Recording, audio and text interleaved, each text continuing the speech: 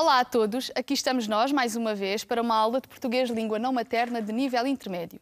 Se bem te lembras, na aula passada estivemos a falar sobre as mulheres na ciência, as mulheres pioneiras na ciência, se bem te lembras. E eu lancei-te um desafio. Eu pedi-te para olhares à tua volta e perceberes de que forma é que a ciência estava na tua vida, estava presente na tua vida.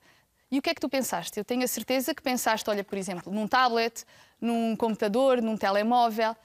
Mas, se tu pensares bem, há coisas simples do nosso dia-a-dia que também poderiam servir como exemplo, como por exemplo, a água que chega à nossa casa todos os dias, a água através das torneiras, a água potável, aquela que se pode beber, não existiria, nós não conseguiríamos receber água em nossa casa se não tivesse sido a ciência a inventar esta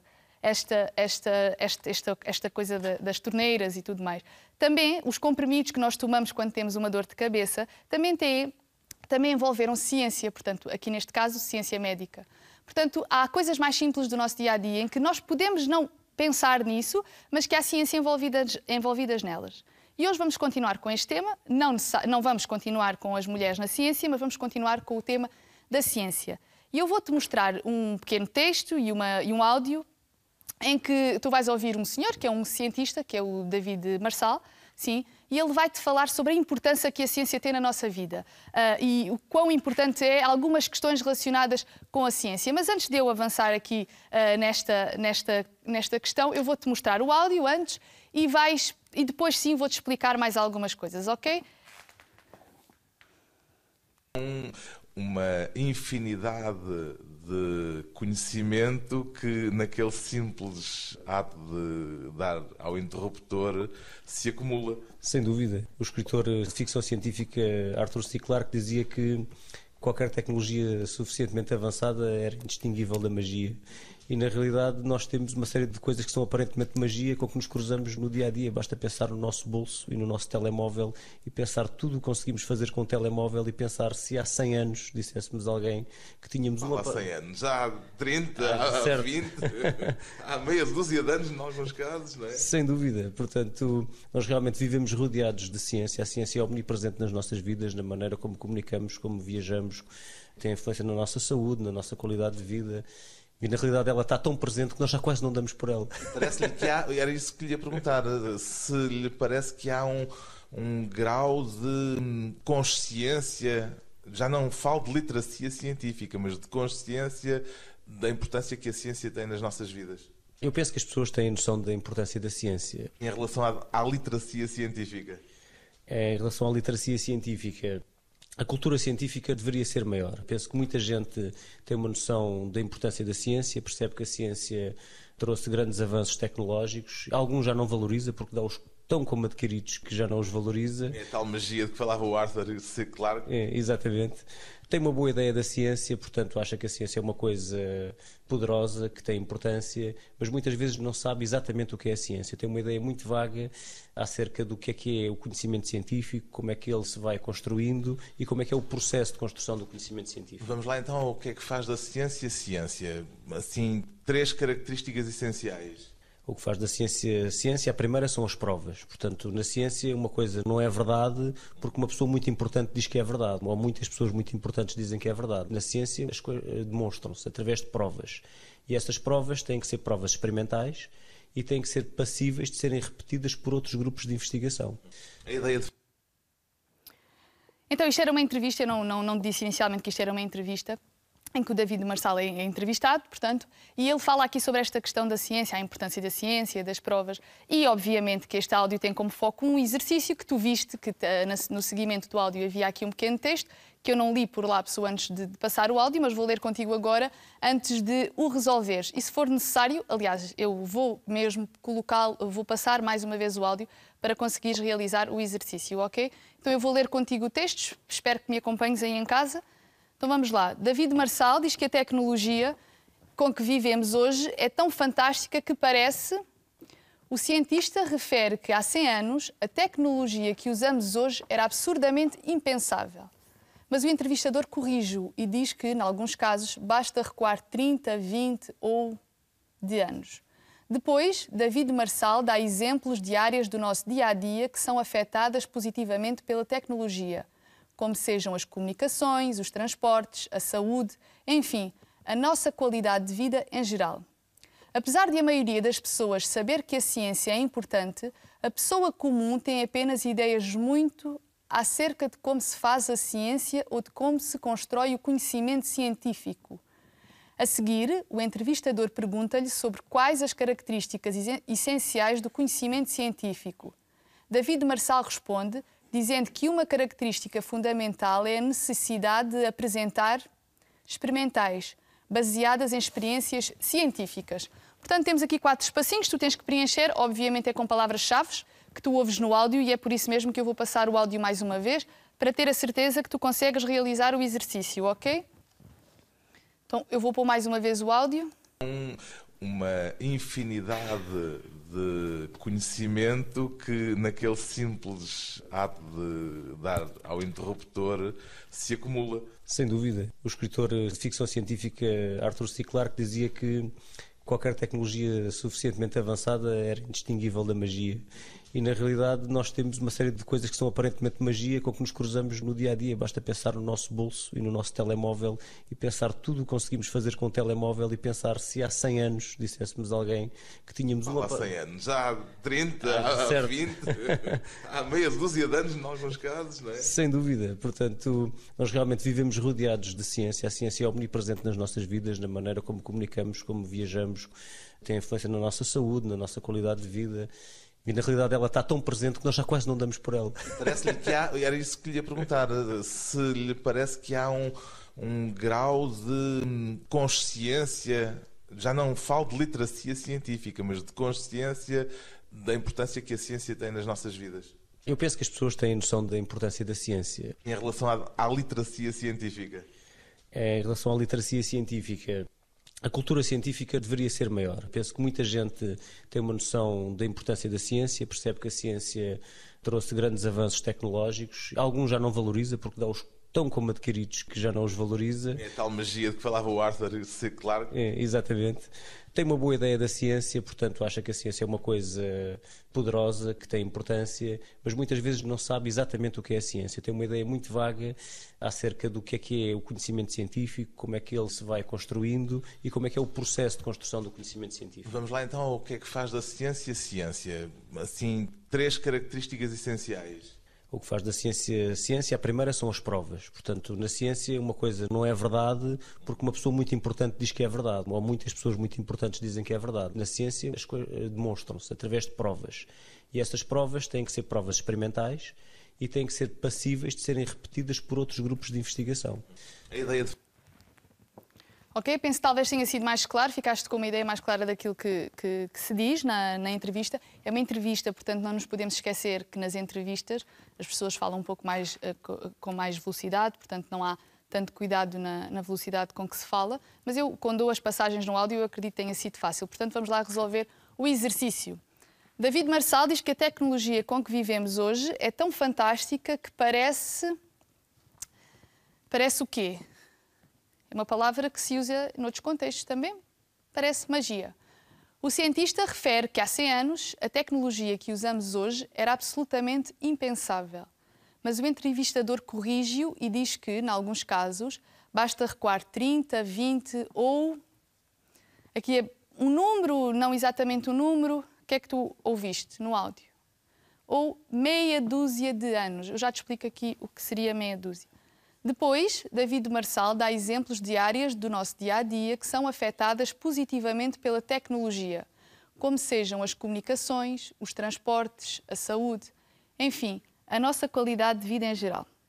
Apesar de a maioria das pessoas saber que a ciência é importante, a pessoa comum tem apenas ideias muito quê? Portanto, não são ideias muito claras, são ideias vagas, muito vagas, acerca de como se faz ciência ou de como se constrói o conhecimento científico. A seguir, o entrevistador pergunta-lhe sobre quais as características essenciais do conhecimento científico. David Marçal responde, dizendo que uma característica fundamental é a necessidade de apresentar o quê?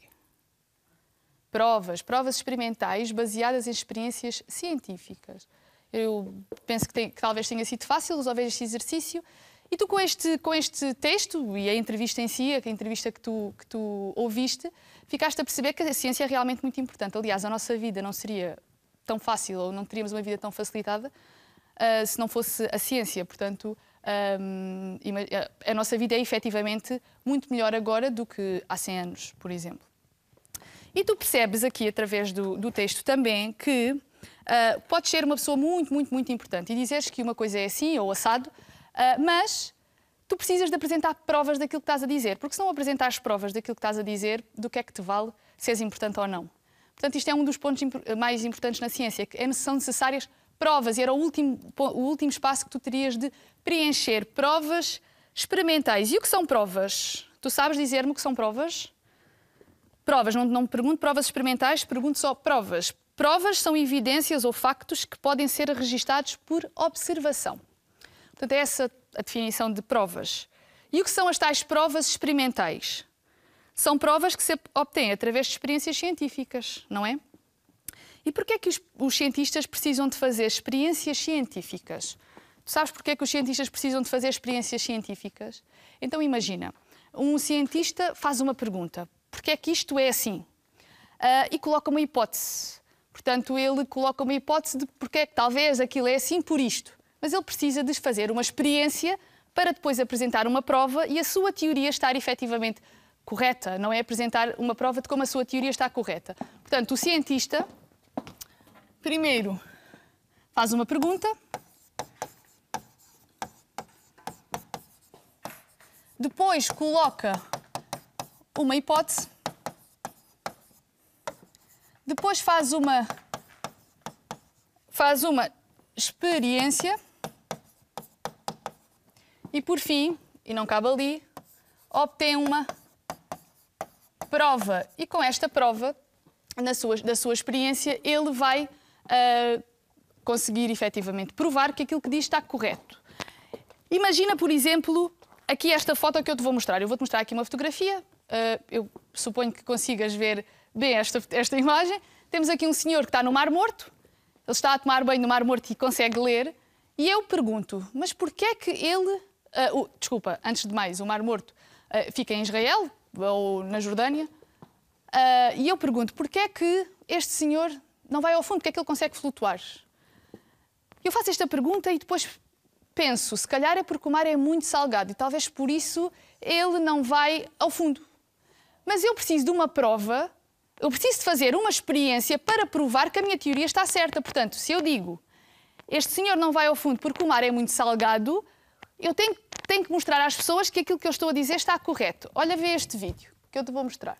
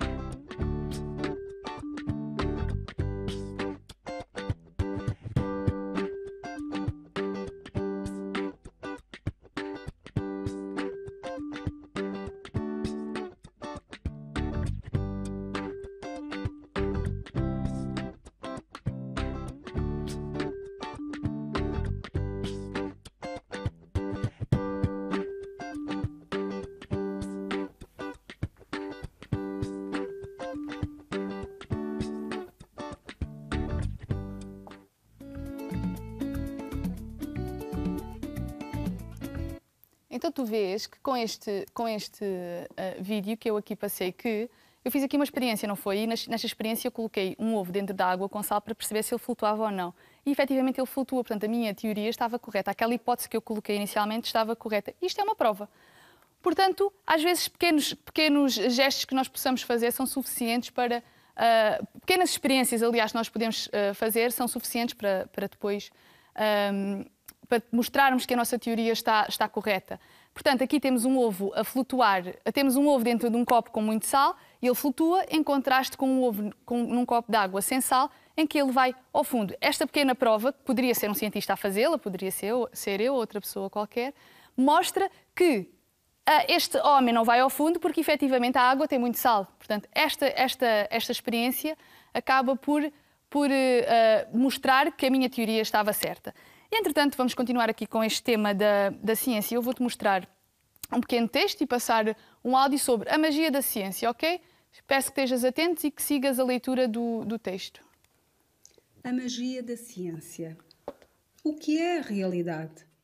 Há milénios que o homem faz esta pergunta. Há uma resposta simples para esta pergunta. A realidade é tudo o que existe. Mas como sabemos que uma coisa existe? Como é que sabemos que uma coisa é real? Podemos confiar nos nossos sentidos e contar tudo aquilo que conseguimos ver, ouvir, tocar, cheirar ou saborear. Mas então, e as coisas que são muito, muito pequenas? As coisas que são incrivelmente pequenas? E as coisas que são muito, muito grandes? As coisas que são incrivelmente grandes? E as coisas que aconteceram há milhões de anos? Como é que podemos saber como aconteceram? Ao longo dos séculos, os homens inventaram histórias para explicar a realidade. Histórias muito interessantes e fascinantes, mas que são falsas. Para ter a certeza de que uma coisa é verdadeira, precisamos de ter provas de que essa coisa existe. Os cientistas usam modelos para testar se uma coisa existe ou não. O modelo científico é uma ideia que o cientista cria sobre como a realidade funciona. Depois, o cientista vai fazer experiências para ver se essa ideia está certa. Ele quer saber se a sua ideia ou teoria está de acordo com a realidade. São as experiências científicas. Então, este texto, penso que não foi muito difícil de perceberes, é da autoria de Richard Dawkins. Ele é um biólogo e ele fala aqui da importância das provas. Ele refere isso, que as provas são efetivamente muito importantes. E às vezes uma pessoa pode ter uma teoria e ter provas sobre a nossa teoria que efetivamente comprovam que aquilo que dizemos está correto, mas depois pode existir outra pessoa que prova que houve uma mudança e que aquilo já não está correto. Portanto, aqui as provas são muito importantes para mostrar que aquilo que nós dizemos está correto. E ele reforça muito isso aqui neste texto. Eu quero-te mostrar um pequeno vídeo onde ele fala exatamente sobre isto. Eu não abri o vídeo, aliás, vou perder aqui um minuto só a abrir o vídeo, porque me esqueci, mas vamos lá.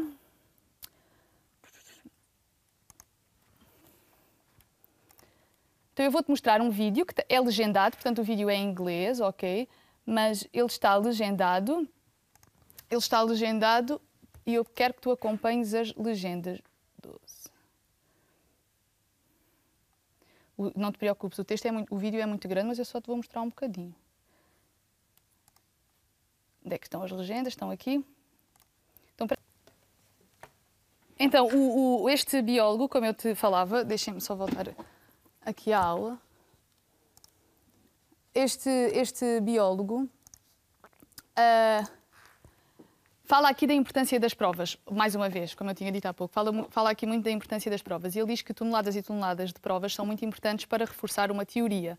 Mas às vezes, e como eu disse há pouco, basta existir uma prova que contradiga para nós precisarmos para uma teoria cair por terra, não é? Portanto, pormos em perspectiva aquilo que foi dito anteriormente. Ele também fala de um episódio de um professor que ele tinha, um professor universitário, já assim velhinho, e ele diz que esse professor teve uma teoria durante 15 anos e houve uma vez um cientista americano que mostrou provas de como aquela teoria não estava correta.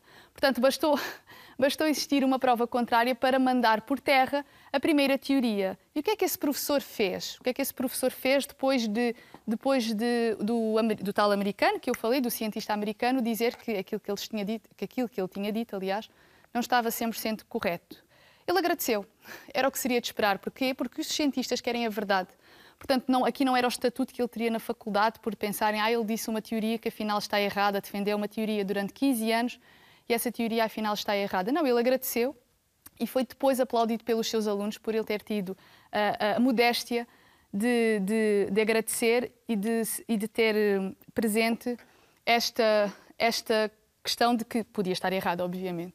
Bom, e com esta conversa toda, eu gostava gostava de fazer um exercício contigo, obviamente, com base neste vocabulário todo que nós tivemos a ver, com este vocabulário todo que tivemos a ver da ciência, já falei aqui muito de ciência, portanto vamos fazer um exercício que terá algumas palavras que fomos usando aqui ao longo da aula. Mas antes, depois de termos visto o texto, havia aqui algum vocabulário que talvez tu não conheceste, como cinco sentidos, que é ver, ouvir, cheirar, tocar, saborear. Século, que é um período de 100 anos. Ter a certeza é saber a 100% que uma coisa é real, não ter dúvidas de que essa coisa é verdadeira. Prova. Uma coisa é uma prova quando mostra que uma situação é verdadeira ou real, já tínhamos falado sobre isso. Teoria é uma ideia, é uma hipótese. O cientista cria uma teoria quando imagina que uma coisa pode ser de uma determinada maneira.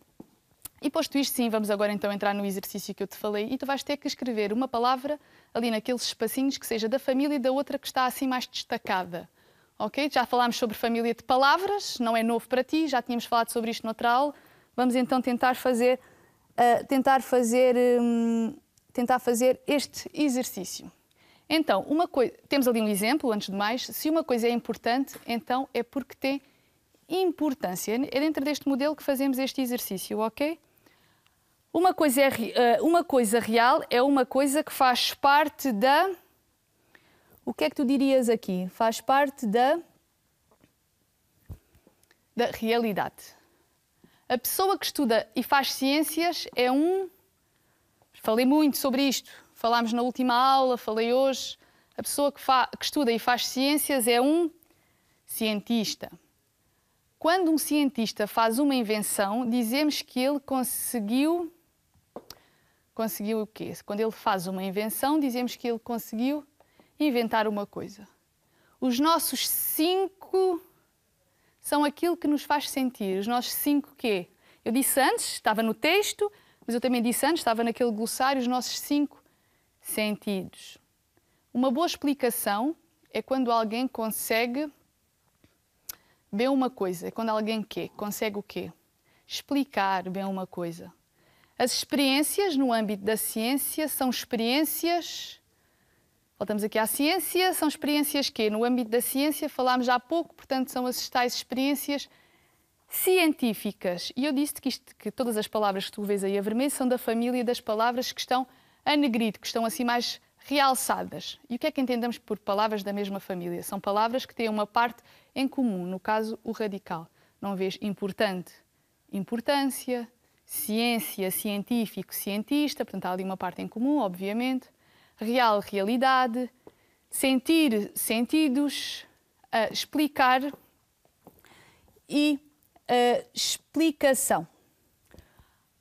E posto isto, continuando aliás aqui no tema da ciência, obviamente, eu quero entrar aqui numa questão mais relacionada aqui com a língua portuguesa. Não é mais relacionada, mas ligada aqui com a língua portuguesa, que é, tu sabes que num texto... como é o caso do que tu vais ver a seguir, temos frases.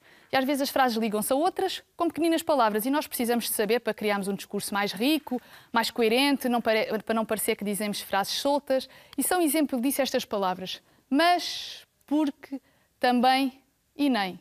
Portanto, temos aqui 4 palavras que vamos ter que preencher, ok? Vamos ter que utilizá-las para preencher o texto que está por baixo. Então eu vou ler o texto e tu vais tentando preencher os espaços em branco com as palavras que estão lá em cima. Eu não vou dizer já as respostas, vemos depois no final. Só através dos nossos sentidos não conseguimos compreender toda a realidade. Há coisas que os nossos olhos ou ouvidos não conseguem ver ou ouvir. Por outro lado, através dos nossos sentidos, não conseguimos saber coisas que aconteceram há muitos milhares de anos, porque não estávamos lá para ver. As histórias tradicionais de vários países e culturas são muito interessantes. Não nos explicam a realidade como ela é de facto. Como é que podemos ter a certeza que uma coisa é real ou verdadeira? através de modelos que os cientistas testam. Só assim é possível ter provas de que uma coisa é verdadeira. Conseguiste, ao mesmo tempo que eu fui lendo, encaixar as palavras ali nos espacinhos em branco? Eu acho que é fácil, na verdade, este exercício. É um exercício importante de se realizar. Acho que deves, inclusive, estar atento aos textos que tu tens nos teus manuais ou nos livros que tenhas em casa e tentes perceber quantas vezes é que estas palavrinhas são usadas. Vamos lá, então. Só através dos nossos sentidos não conseguimos compreender toda a realidade. Porque há coisas que os nossos olhos ou ouvidos não conseguem ver nem ouvir. Por outro lado, através dos nossos sentidos, também não conseguimos saber coisas que aconteceram há muitos milhares de anos, porque não estávamos lá para ver.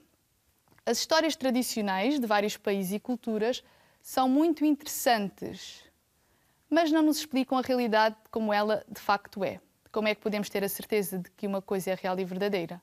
Através de modelos que os cientistas testam, só assim é possível ter provas de que uma coisa é verdadeira. Eu acredito que tu tenhas conseguido acompanhar aqui o texto e tenhas acertado, obviamente, nas palavras que eu te propunha colocar aqui nestes espaços em branco. Hoje, como tu percebeste, continuámos aqui com o tema das duas aulas anteriores, portanto, a ciência. Já tens aqui muito vocabulário, muitos deles podem não ser usados só no âmbito da ciência, obviamente. Ficas aqui com mais um conhecimento, não só das pessoas que eu falei, ficas a conhecer pessoas que eu falei, aliás, as mulheres cientistas das aulas passadas, agora o biólogo e o cientista que falei hoje, o David Marçal e o Richard Dawkins, sim, se não estou a errar assim o apelido do senhor. Portanto, ficas aqui a conhecer estas duas pessoas hoje. É importante, obviamente, também alargarmos o nosso conhecimento, não é? Entretanto, na próxima aula vamos continuar ainda com esta questão da ciência. Vamos fugir um bocadinho, mas não vamos fugir assim tanto e depois tu vais perceber porquê. E para isso eu vou-te pedir que faças como tarefa de casa, tentes pesquisar em algum lado onde consigas dois conceitos. É o conceito de ciência, que eu tenho vindo a falar, e o conceito de tecnologia. Então, o que é que eu te peço? Eu peço-te que tentes perceber qual é a diferença entre um e outro. Qual é a diferença entre ciência e tecnologia? Esta é a tarefa que tens para fazer em casa, perceberes qual é a diferença entre ciência e tecnologia. Obviamente que na próxima aula eu depois te vou dar a resposta. Vou-te dar a resposta à ciência e tecnologia. Entretanto, encontramos-nos na próxima aula. Deixo-te com esta tarefa. Até à próxima.